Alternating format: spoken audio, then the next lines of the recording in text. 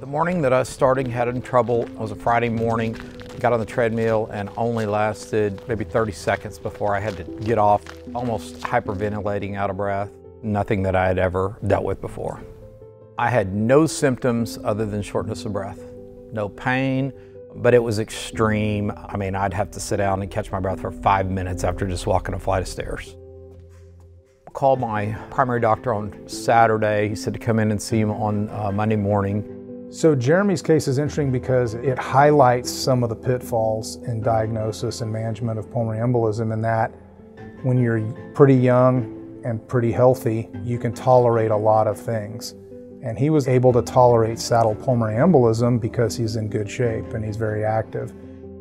Jeremy's pulmonary embolism would fall under the submassive category, and it needed immediate therapy. But I think where you get fooled is when you look closer, his heart rate was elevated. His respiratory rate was elevated. He wasn't really speaking in full sentences, but he wasn't gasping for air.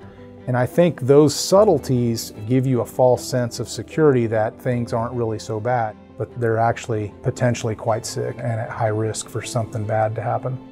First of all, I didn't realize the severity of it. I didn't realize that I was in some trouble. I was on my way to go work out, and I thought, oh geez, now I have to go sit at the hospital.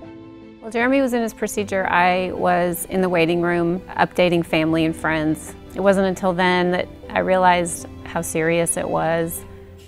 We contacted Jeremy and had him come to the hospital, and instead of repeating another CT, we just went straight to the cath lab and performed bilateral pulmonary angiography and bilateral thrombectomy.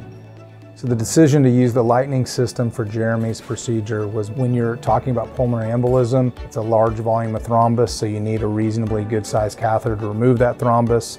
And the Lightning system now, because it lets you know when you're engaged with thrombus and when you're not, is very helpful, because a 12 French catheter, if you don't have that, could really remove way more blood than you are anticipating. It could lead to potential problems. So the combination of safety and efficacy that it allows for is the reason. He improved as the procedure was going on and went home the next morning. As soon as the procedure was done, I felt better. I felt good, didn't have shortness of breath. Everything was back to normal.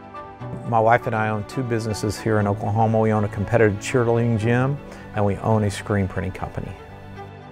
We talked about, I guess, just how lucky he was, how we were just fortunate that all of the doctors came into play, and just everything just kind of fell like it should that day. I would tell other people that are going through this to definitely listen to your body.